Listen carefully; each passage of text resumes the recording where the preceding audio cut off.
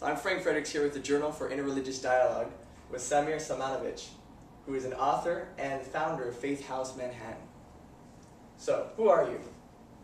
Well, I grew up in a Muslim family and in an atheist environment, and then became a Christian and started observing Sabbath. So I am a Muslim, atheist, Jewish Christian, and but all these words are adjectives to a word Christian. So that's my path, and that's what I do. But I wouldn't be a Christian without help of Islam, atheism, and Judaism. What's your mission? Well, I have discovered that one of the things today that is not right about religion is the isolation of all the religions and lack of synergy of working together. And it's not only about being nice to each other, but actually getting things done in the world. Actually understanding your own religion without the eyes of the other, you cannot do that anymore. So I realized that most of our religions have a parallel play, like toddlers playing on a carpet, not sharing toys. They're together, but they're really not. So I would like to find a way and help people and practice it myself to find the sacred and good and God and in the other. So how do we do this? How do we go from just tolerating each other to actually joining in productive work? Well, I feel religion has a lot of untapped potential. It has been used for all kinds of things in the past and today.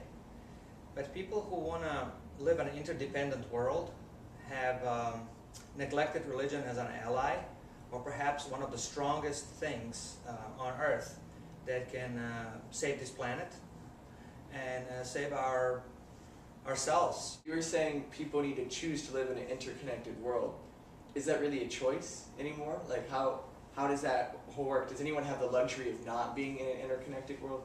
That's a great question for religious people, because economy has found a way, and it's finding a way to live in an interdependent world. Politics is finding a way to live in an interdependent world. My daughter in education comes home, her class is more diverse than any of the interfaith conferences I've been to. And she's with the Muslim girl, sits in the classroom, she likes the atheist guy, then she goes to bar mitzvah and talks with them there, and that's how it works. So what experiences in your own life has brought you to these conclusions? Well, I have been, growing up in a kind of a secular Muslim family. When I became a Christian, my family couldn't understand that. So they tried everything. They brought psychiatrists, they brought all my girlfriends, to talk to me, former girlfriends, to convince me, to remind me of the good days.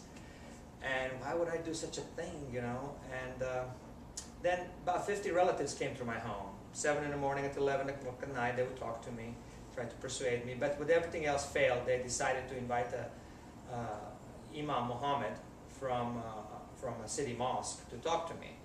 So he came home, and I was ready for another fight, whose God is bigger and stuff like that, and trying to be convinced and proven and text proven.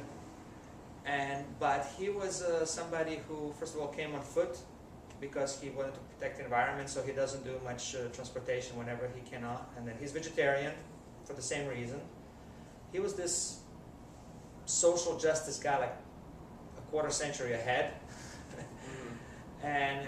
So when he came, I expected another match, but he let me sit, and he stood up, came to me, and put the hand on my shoulder and said, "I'm glad you're a believer." And it was an act of grace for me. It was a person of Christ for me at that time, when nobody else could have done it. And then we embraced. So you've written a book that's called "It's Really All About God." What's the book about? Other way to say the title would be, it's really not all about religion. the premise is that none of us can be a God management system. No religion can have a, how would I say, can be healthy and have fantasies of being a broker of God for everybody else. And so the religion, to really function and work, it has to have a good dose of humility. I have seen throughout my journey that people have certainties, and they need to have certainties in order to live. Because we can't live without certain certainties. To live with uncertainties about everything we know, it's like living on a makeshift bridge, very difficult. But I want a better kind of certainty. I want a certainty that does not need to argue for the absence of God in the other to affirm the presence of God here.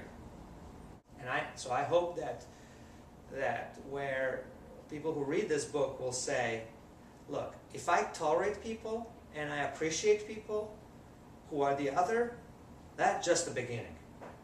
That's just like square one. It has to go far beyond that. And being beyond that is that we need the other. It's not that we tolerate the other, we need the other. What are you hoping develops from that conversation they start with you? I would say that conversation would develop. I hope that fear will push back against fear of one another. I'm always surprised how much hospitality and understanding and goodwill is in the other. I think this fear of stranger has been injected into us over the centuries, but now the stranger is moving into our neighborhood. Not only into a neighborhood across the street, but it's moving into being our boss or working for us, being our family member, being our spouse, our child, you know. So it's getting really, really close. And I don't think we are ready for it. And so, who's we in this situation? I think as a society, as religious people, as people who are, all of us who are fatigued by diversity, you know, this diversity is not so scary. It carries in itself its own strength and its own blessing.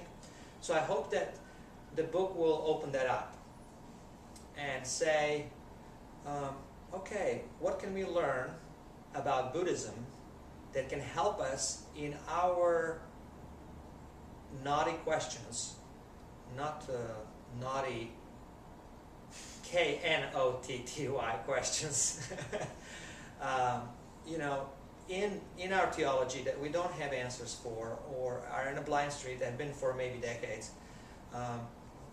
So we need to study the text, we need to study the tradition, we study also other religions in order to understand ourselves.